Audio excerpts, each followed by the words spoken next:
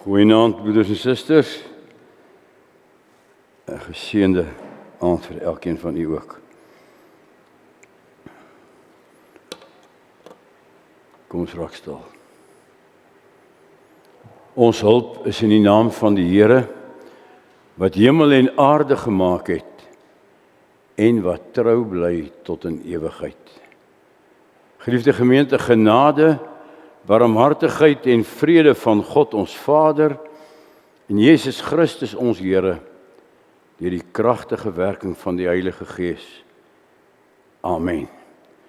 Kom ons sing saam tot lof van die Here, Psalm 81, daarvan vers 1 en vers 3, en daarna bid ons saam.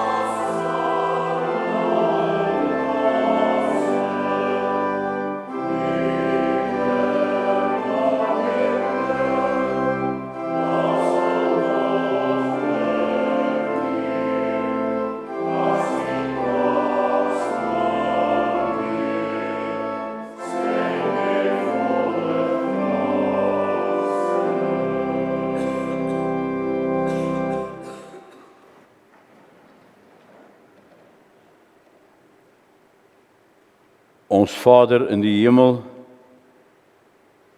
dit is met dankbaarheid en vreugde dat ons weer hier saam is. U het u volk verbly deur u sterkte, deur u krag, deur u liefde. U het vir ons ook op hierdie dag feesgenot berei, die fees van u woord, die fees van saamwees as gelowiges, van u seën, van dit wat u vir ons so ryklik skenk. Daarvoor dank ons u, o Here. Ons dank u bo alles, dat u dit vir ons in Jesus Christus berei het. Dat u in en deur u seun wat u gestuur het, vir ons hierdie lewe 'n fees gemaak het, te midde van alles wat kan gebeur. Ons dankie dat u u kerk gevestig het, en dit nie uit ons eie verdienste nie, maar deur u groot genade, en op die fondament van Jesus Christus, ons Here, en dat ons deur alles wat mag gebeur in hierdie wêreld, in ons land, oral, dat ons die belofte van ons Here Jesus Christus het, die poorte van die hel sal dit nie oorweldig nie.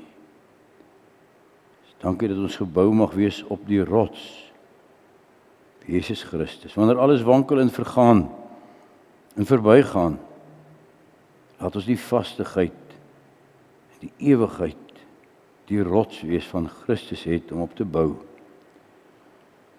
Dankie dat u hierdie gemeente ook nog gelei het tot hiertoe, Here. Dat hulle steeds u woord kan hoor, dat ons steeds bruid van Christus mag wees. Dat ons u goedheid kan gedenk. Ons bid u, maak dit nou stil in ons harte. Spreek tot ons, Here.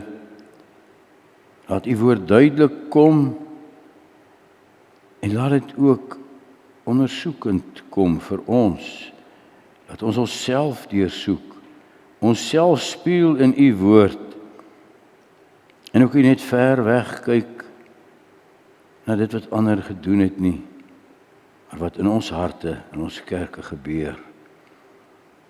Laat dit wees tot heiliging, tot eer van U naam, tot vreugde in U diens. Gaan met ons hierdie week wat ons ingegaan het. Here, laat ons U seën ervaar, ook waar ons in hierdie tyd op so 'n besondere manier die offer van ons Here gedenk. Laat ons ook voorberei vir wanneer ons ook saam is by U kruis van ons Here Jesus Christus, maar ook by die oop graf, by die offer wat gebring is, maar ook by die oorwinning wat behaal is.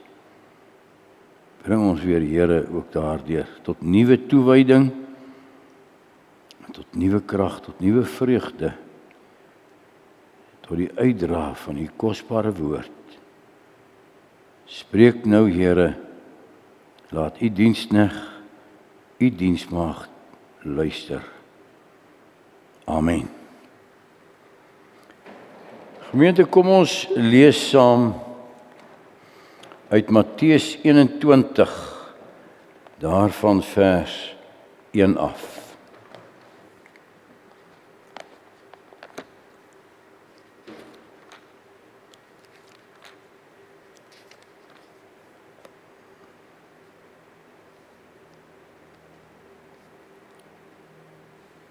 Ons het vanoggend stilgestaan by die intog van ons Here Jesus in Jerusalem. Ons kyk weer hierna en dan dit wat daarop gevolg het. Vanoggend die Lukas weergawe gelees. Nou kyk ons na Matteus 21. Toe hulle naby Jerusalem kom en Betfage aan die Olyfberg bereik, het Jesus 2 disippels vooruitgestuur en vir hulle gesê: gaan na die dorpie daar reg voor julle. En net soos julle inkom, sê julle daar 'n donkie kry wat vasgemaak is en 'n vul by haar. Maak haar los en bring hulle vir my. En as iemand vir julle iets daaroor sê, antwoord dan: die Here het hulle nodig. En hy sal hulle gou weer terugstuur. Dit het gebeur sodat die uitspraak van die profeet vervul sou word. Sê vir Sion, kyk, jou koning kom na jou toe, hy's nederig en hy ry op 'n donkie op die vul van 'n pakdier. Die 2 disippels het toe vooruit gegaan en gedoen wat Jesus hulle beveel het. Hulle het die donkie en die vul gebring, van hulle klere op die diere gesit en Jesus het opgeklim. Die grootste deel van die skare het van hulle klere op die pad oopgegooi en ander het takkies van die bome afgebreek en het op die pad gestrooi. Die mense wat voor Jesus geloop het en die wat agter hom aangekom het, het begin uitroep: prys die Seun van Dawid. Loof hom wat in die naam van die Here kom, prys hom in die hoogste hemel. Toe Jesus in Jerusalem ingaan, het die hele stad in beroering gekom en gevra: wie is hierdie man? Die skare het geantwoord: dit is die profeet Jesus van Nasaret in Galilea. Jesus het tempel toe gegaan en al die mense wat op die tempelplein koop en verkoop, daar uitgejaag. Die tafels van die geldwisselaars en die stoele van die duiweverkopers het hy omgegooi en vir hulle gesê: daar staan geskrywe: my huis sal 'n huis van gebed wees, maar julle maak dit 'n rowersnes. Blindes en krepeles het daar in die tempel na hom toe gekom en hy het hulle gesond gemaak. Maar toe die priesterhoofde en die skrifgeleerdes die wonderlike dinge sien wat hy doen, en ook die kinders wat in die tempel aanroep: prys die Seun van Dawid, was hulle verontwaardig. Hulle sê toe vir hom: hoor jy wat sê hulle daar? Ja, antwoord Jesus, het julle nooit gelees nie? U het daarvoor gesorg dat kinders en suigelinge u lof besing. Toe het hulle verlaat en die stad uitgegaan na Betanië, waar hy die nag gebly het. Vroeg die môre op pad terug stad toe, het Jesus honger gekry. Toe hy 'n alleenstaande vyeboom langs die pad sien, gaan hy daarheen, maar hy het niks anders as blare daaraan gekry nie. Hy sê toe vir die boom, jy sal in der ewigheid nooit weer vrugte dra nie. En die boom het dadelik verdor. Toe die disippels dit sien, was hulle verbaas en het hulle gevra, hoe het die vyeboom dan so skielik verdor? Daarop antwoord Jesus hulle, dit verseker ek julle, as julle geloof het en nie twyfel nie, sal julle kan doen wat ek aan die vyeboom gedoen het. Meer nog, julle sal vir hierdie berg sê, lig jou op en val in die see, en dit sal gebeur. As julle glo, sal julle alles ontvang wat julle in die gebed vra. Jesus het na die tempel toe gegaan, terwyl hy besig was om te leer. Kom die priesterhoofde en die familiehoofde van die volk na hom toe en vra, met watter gesag doen u hierdie dinge? En wie het u hierdie gesag gegee? Ons lees tot sover. Sterk broeders en susters, vers 13 en vers 14. Jesus het die tafels van die geldwisselaars en die stoele van die duiweverkopers omgegooi en vir hulle gesê, daar staan geskrywe, my huis sal 'n huis van gebed wees, maar julle maak dit 'n rowersnes. Blindes en kreppeles het daar in die tempel na hom toe gekom en het hulle gesond gemaak. Kinders wat ook uitroep, prys die seun van Dawid. Ons gaan nou weer saam sing, broeders en susters. Kom ons sing Skrifverwysing 11:3. Ons sing daarvan die eerste 4 verse. 11:3, vers 1 tot 4. Dis die saligsprekinge van ons Here Jesus, daar in die begin van sy bediening met die bergpredikasie, sing vers 1 tot 4. Salig die wat arm van gees is en van God hul wysheid leer, want die koninkryk der hemele is hul erfdeel, sê die Heer. 11:3 vers 1 tot 4.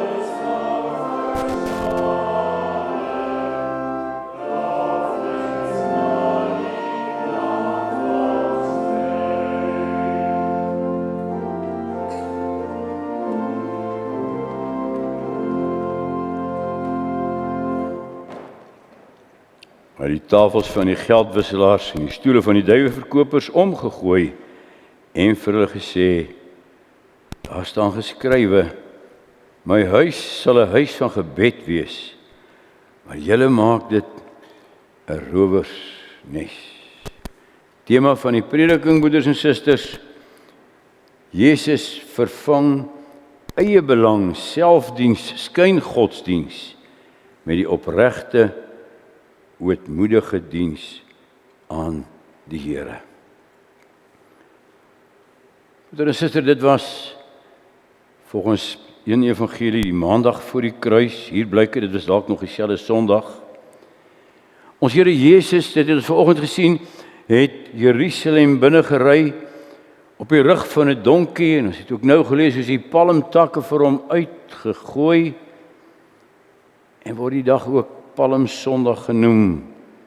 Hosanna, prys die seun van Dawid, het die skare hom toegejuig. Hulle het hom as hulle koning gesien. En ons het dit volgend gesien, as dit gebeur, dan huil Jesus oor Jerusalem.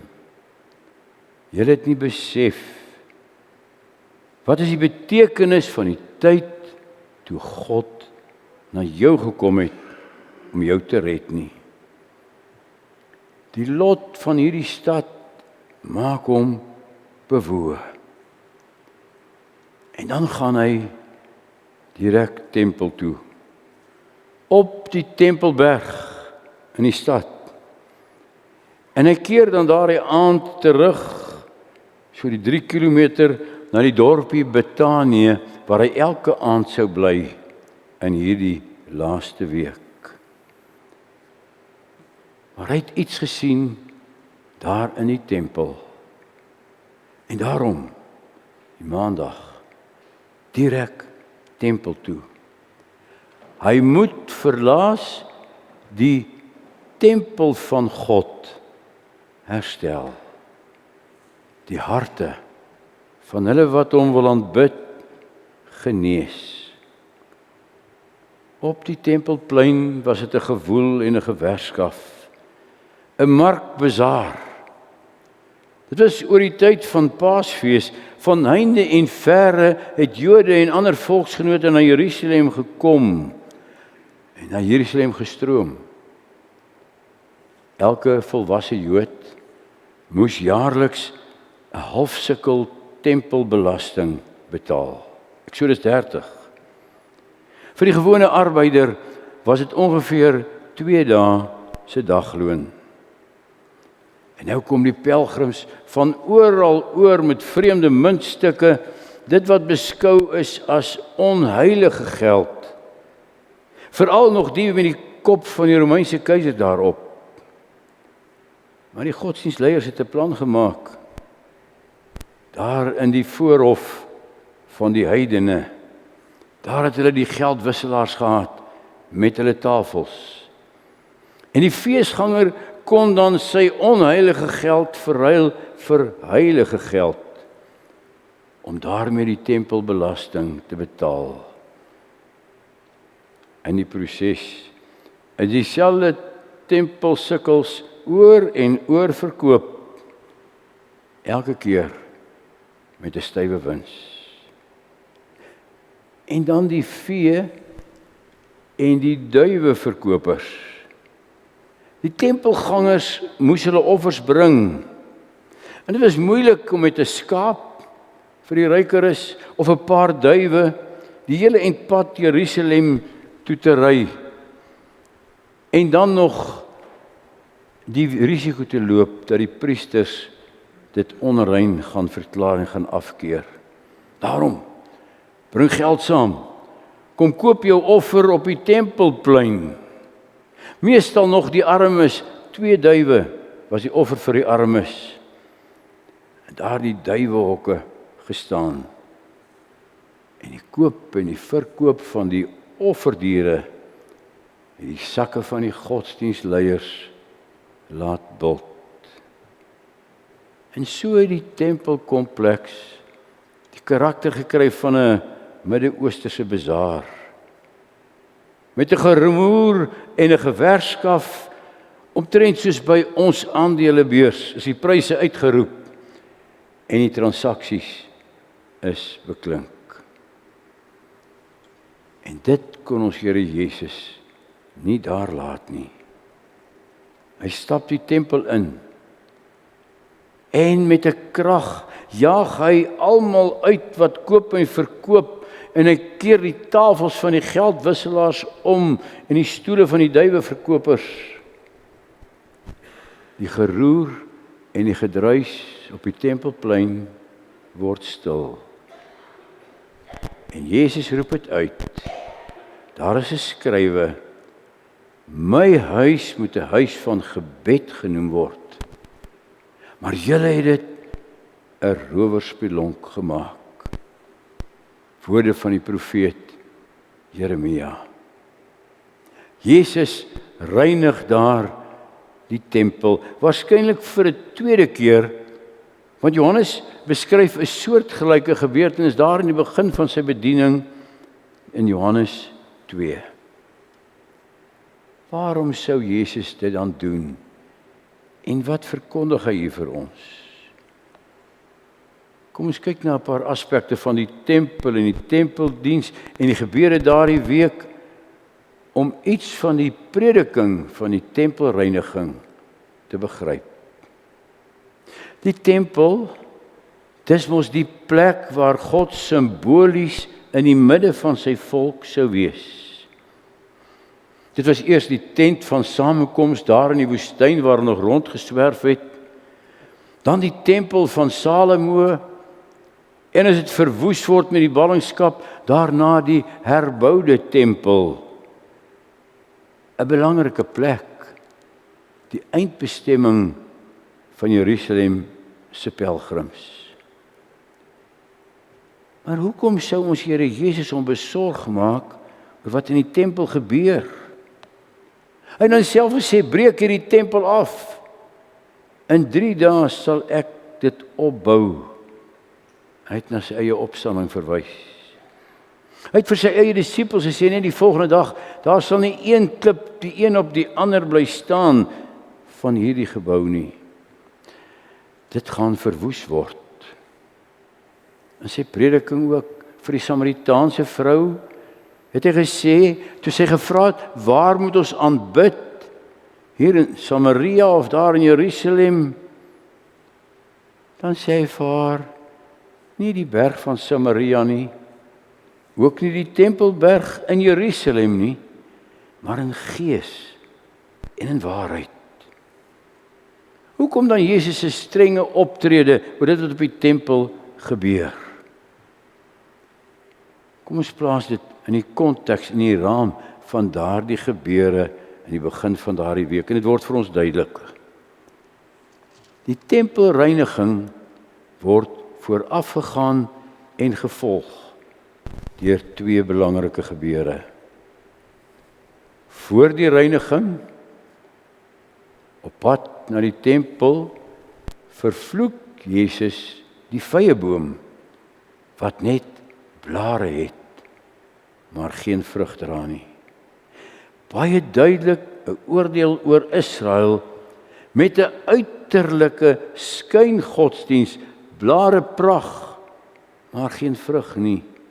Toe hulle die volgende dag daar verbyloop, is die vyeboom verdor. Dit was ons Here Jesus se enigste oordeelswonder. 'n Oordeel oor die volk se skyngodsdiens.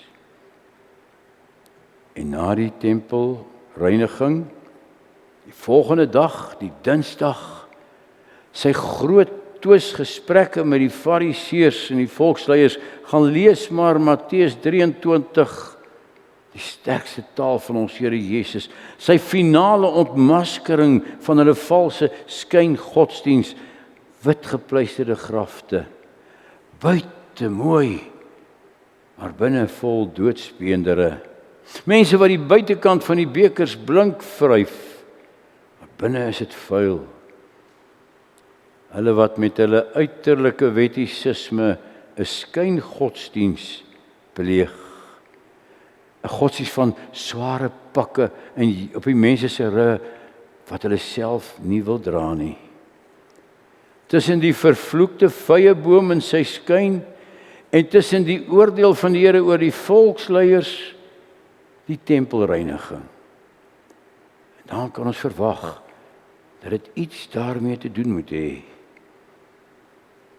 En dan Jesus se woorde, wat 'n plek van gebed moes wees. 'n plek van innige gemeenskap met die Here, van opregtheid voor God, gebed, die diepste omgang met hom. Dit het 'n rowersnes geword, waar julle in eenvoud en in opregtheid en God se nabyheid en stille eerbied hom moes aanbid. Dit het 'n plek geword van selfverryking. Betekenis word al hoe duideliker. Ook hier in die tempelreiniging gaan dit oor Jesus se onverbiddelike oordeel oor 'n godsdiens van skyn en van selfgerigtheid en van selfgeregverdigheid onder die skyn van dit is tot God se eer gerig. Kom ons vul die besonderhede verder in en die boodskap word nog duideliker. Dink jy in aan die tempelplein. Hier waar hierdie dinge gebeur het, was die voorhof van die heidene. Verder mag die heidene nie ingegaan het nie. Daar binne die voorhof van die volk, die priesters, die heilige. En dan die voorhangsel. En daar agter die allerheiligste, gewyde gebied, wat slegs die hoëpriester eenmal 'n jaar mag binne tree, eers nadat hy ook vir sy eie onreinheid geoffer het. Heilig, gewyd, stille afsondering. En daar rondom die geruis en die gemoer van klatergeld, van mensverryking. En het stryk ten hemele, want is onder die skyn van godsdiens. Onder die skyn van 'n geldstuk wat nie rein is nie en wat nou rein moet word. En dan vind daar nog twee dinge plaas. Onthou, die geroes moes vind plaas in die voorhof van die heidene. Daaroor was die volk die minste gepla. Dis mos net die deel van die Jode wat saak maak. God kan tog nie sin hê in wat die nie-Jode daar buite doen nie. Kom ons hou maar hier ons bazaar.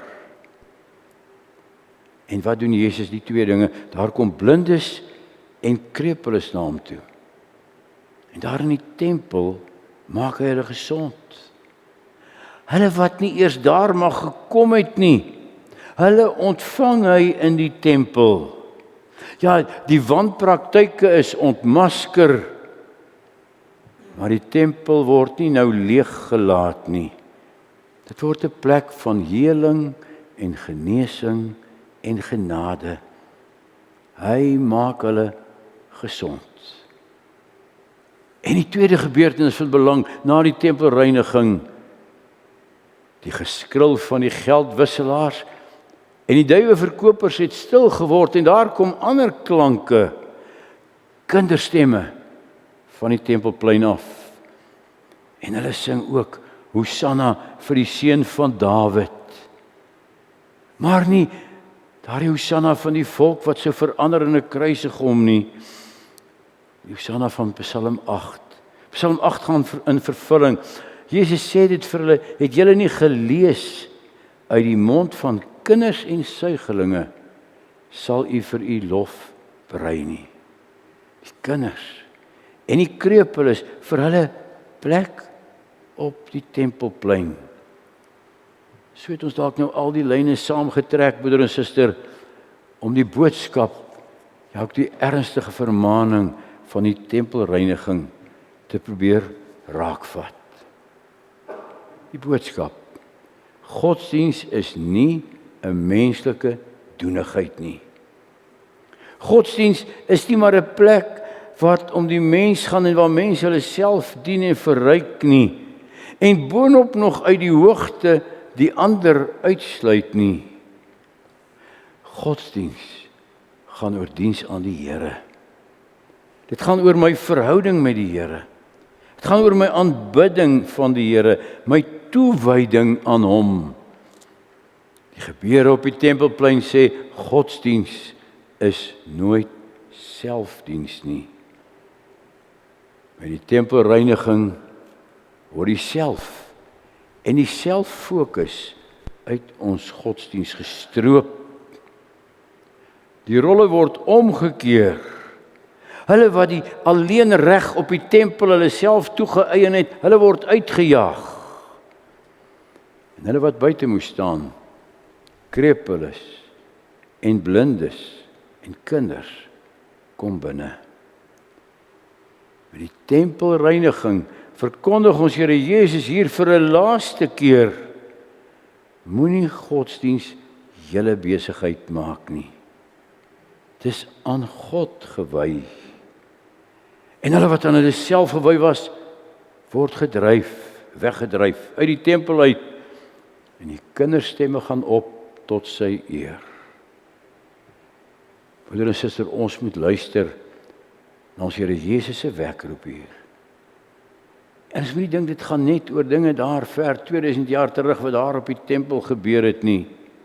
Natuurlik gaan dit oor die klomp fariseërs en die skrifgeleerdes en die paar priesterhoofde, maar dit was die godsdienst van die tyd. Hoe lyk die godsdienst van ons tyd? Hoe lyk ons kerklike praktyk, ons geloofspraktyk? Jesus sê vir ons deur hierdie gebeure, hy kyk met verontwaardiging hoe selfdiens godsdiens verdring. En hy verwerp en hy veroordeel dit. Luister, hoor ons Here Jesus wat roep, my huis moet 'n huis van gebed genoem word. Huis van toewyding aan die Here. Huis van alles tot God gerig en daarom is dit heilig. Met kinderstemme wat opklink, met krepeles wat genees word.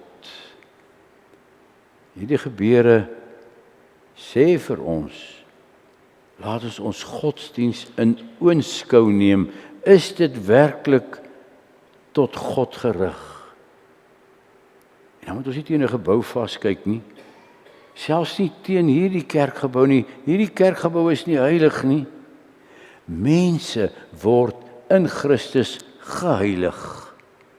Toe ons Here Jesus gesterf het, het daardie voorhangsel geskeur van bo na onder. En met Pinkster het die Heilige Gees in ons kom woon en ons het die tempels van die Here geword. Die tempel van die Here is nie 'n gebou nie. Paulus verkondig in die Atheners, daar op Areopagus in Handelinge 17, hy wat die Here van hemel en aarde is, woon nie in tempels met hande gemaak nie. Sy tempel is sy gemeente, sy gelowiges. Paulus skryf dit in 1 Korintiërs 3 vers 16, weet julle nie dat julle die tempel van God is nie, en dat die Gees van God in julle woon nie. Die tempel van God is heilig en dit is julle. Weer in 2 Korintiërs 6, julle is die tempel van die lewende God, ek sal onder hulle wandel, het God gesê. Die gemeente, die kerk van die Here, aan hom gewy, die heilige, algemene, Christelike kerk. En hoe anders spreek die tempelreiniging nie dan tot ons nie, tot elke gelowige, tot elke gemeente, tot die gereformeerde kerke in Suid-Afrika, in diepe selfondersoek. Hoeveel van ons gedoen gaan nie oor die ek nie. Ekgerigte godsdiens, selfdiens. Weet dan dat die Here onder ons wil woon, ons tot lidmate van Christus wil heilig, dat hy ons wil stroop van alle eie geregtigheid en alle selfverheffing in ons diens aan hom. Ons Here Jesus het die tempel gereinig. Hy dit wat onheilig is en nie aan God gewy is nie, daaruit verdryf. En daardie Vrydag het hy die volkome offer gebring.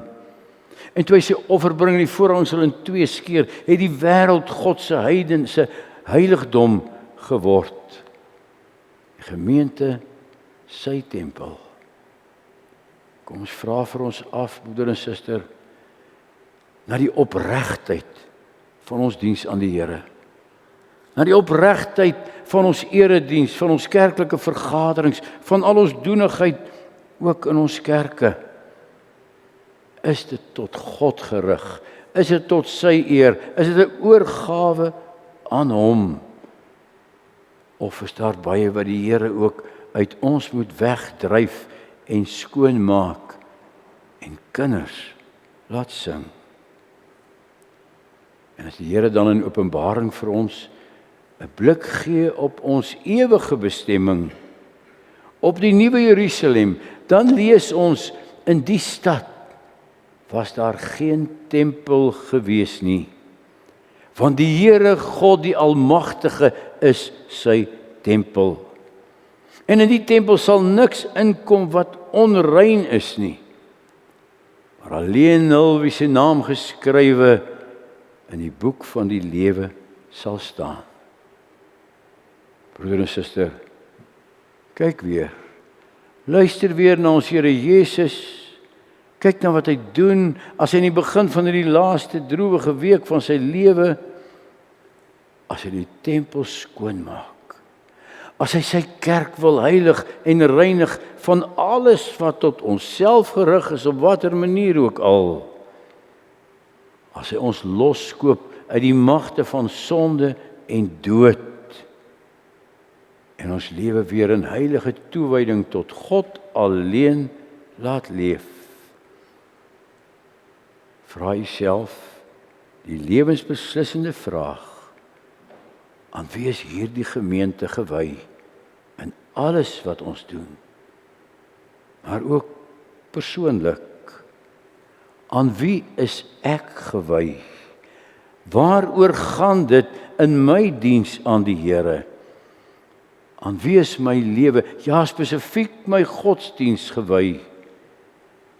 Is dit selfdiens of is dit waarlik om Christus wil, diens aan die Here God alleen, opreg, sonder skyn, uit die hart. Amen. Kom ons dank.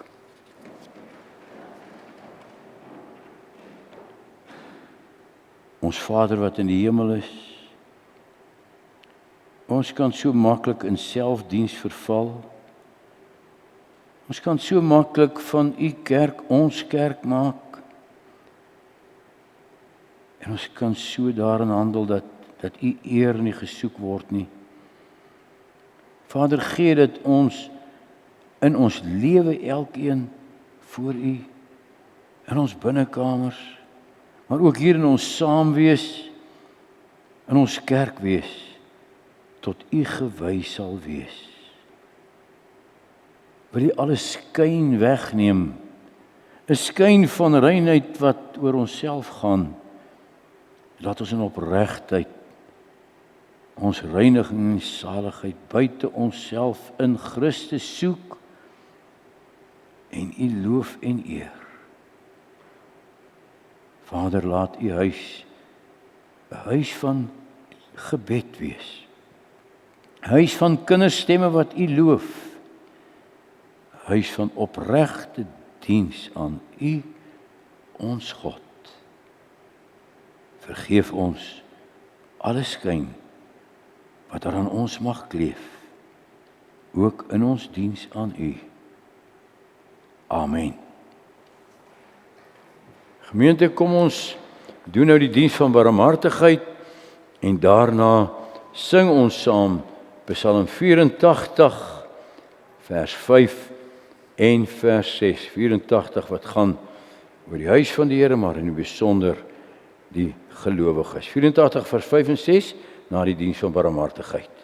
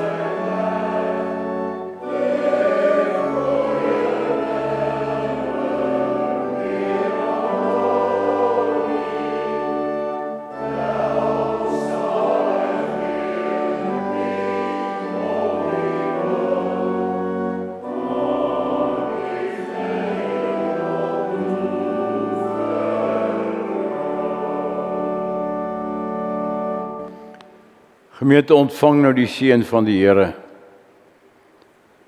Geliefdes, genade en barmhartigheid van hom wat is en wat was en wat kom. En van Jesus Christus, die getroue getuie, die eersteling uit die dood, die owerste oor die konings van die aarde, en van die 7 geeste wat voor sy troon is. Amen.